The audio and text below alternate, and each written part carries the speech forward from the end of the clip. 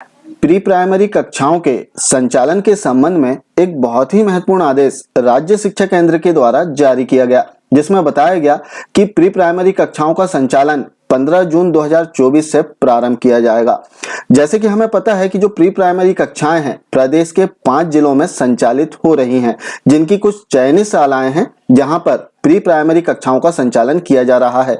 इस प्रकार से यदि हम देखें तो प्रदेश के 5 जिले भोपाल, छिंदवाड़ा, सीहोर, सागर एवं शहडोल के 1415 विद्यालयों में प्री प्राइमरी कक्षाओं का संचालन किया जा रहा है।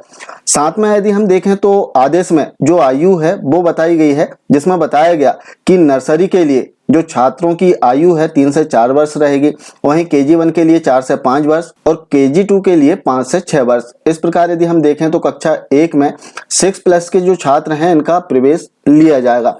अब आदेश महत्वपूर्ण इसलिए है क्योंकि इसमें एक बहुत ही महत्वपूर्ण बिंदु दिया गया है, जिसमें बताया गया कि प्री प्राइमरी कक्षाओं के संचालन के लिए 2 पृथक से शिक्षकों की व्यवस्था की जाए। जैसे हम आदेश देखें तो इसमें बताया गया प्री प्राइमरी जो शालाएं हैं, जो कक्षाएं हैं, इनका कॉन्सेप्ट केवल प्रदेश के 5 जिलों में अभी लागू है और इसकी सफलता को देखते हुए आगामी समय में प्रदेश के सभी जिलों में इसे लागू किया जाएगा। अभी केवल एक प्रोजेक्ट के रूप में इसे लागू किया गया है प्रदेश के केवल 5 जिलों में, जिसके 1415 विद्यालयों में प्री प्राइमरी कक्षाएं संचालित हो रही हैं।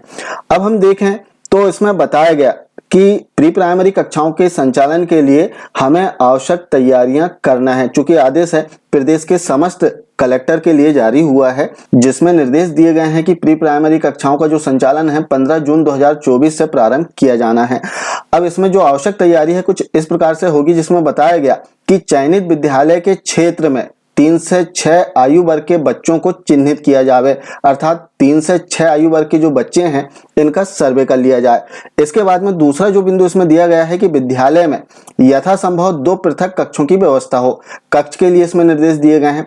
साथ ही इसमें आगे बताया गया है कि विद्यालय में ऐसे कक्षों का चयन करें जिनके बाहर खेल गतिविधि कराने के लिए पर्याप्त स्थान की उपलब्धता हो, अर्थात जो प्लेग्राउंड है वो भी होना चाहिए। इसके अतिरिक्त तीसरा जो बिंदु दिया गया है कि बैठने के लिए दरी या टाट पट्टी, पीने के लिए पानी, बस शौचालय की उपलब्धता हो। तो प्राय जो दरी है, टाट पट्टी है, पीने का पानी है, शौचालय है, स्कूलों में जो शालाएं हैं इनमें पर्याप्त व्यवस्था होती है और जो दरी या टाट पट्टी है इसका क्रय पूर्व में किया जा चुका है। फोर्थ जो बिंदु इसमें दिया गया है बहुत ही महत्वपूर्ण बिंदु है, जिसमें बताया गया कि पूर्व प्राथमिक कक्षाओं के संचालन हेतु कम से कम 2 पृथक शिक्षकों की व्यवस्था की जाए।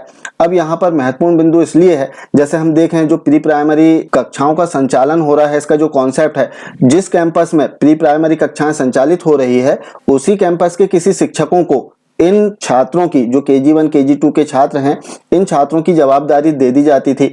अब जो शिक्षक हैं वे अपनी कक्षाओं का, जो नियमित कक्षाएं हैं उनका भी संचालन करते थे और साथ में जो प्री प्राइमरी कक्षाएं हैं KG1 KG2 इनका भी संचालन करते थे।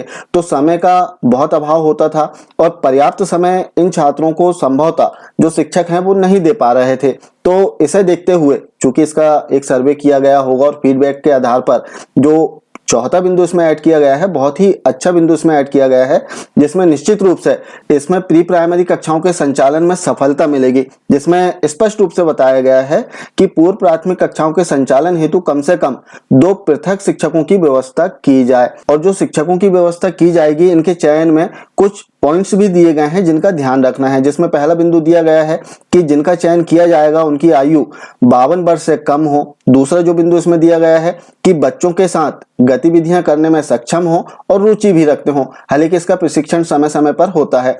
थर्ड जो पॉइंट इसमें दिया गया है कि पूर्व प्राथमिक कक्षा में पढ़ाने का अनुभव भी हो। चौथा बिंदु, चयन में महिला शिक्षिका को प्राथमिकता दी जाए। अब यदि कोई महिला शिक्षिका होगी तो उन्हें प्राथमिकता दी जाएगी। अगला जो बिंदु इसमें दिया गया है, 5वां बिंदु, पूर्व प्राथमिक शिक्षा में डिप्लोमा को प्राथमिकता दी जाए। तो इस प्रकार से हम देखें तो 5 बिंदु इसमें जो प्री प्राइमरी कक्षाओं का संचालन है इनके चयन के लिए जो शिक्षक नियुक्त किए जाएंगे, जो व्यवस्था की जाएगी, इनके चयन के लिए 5 बिंदु दिए गए हैं। इन्हें ध्यान में रखते हुए ऐसे शिक्षकों का चयन करना है। तो बहुत ही महत्वपूर्ण आदेश इस मायने में भी हो जाता है कि प्री प्राइमरी जो KG1 KG2 के छात्र हैं, इनके लिए पृथक से 2-2 शिक्षकों की व्यवस्था की जाएगी। एक शिक्षक नहीं बल्कि 2-2 शिक्षकों की व्यवस्था की जाएगी।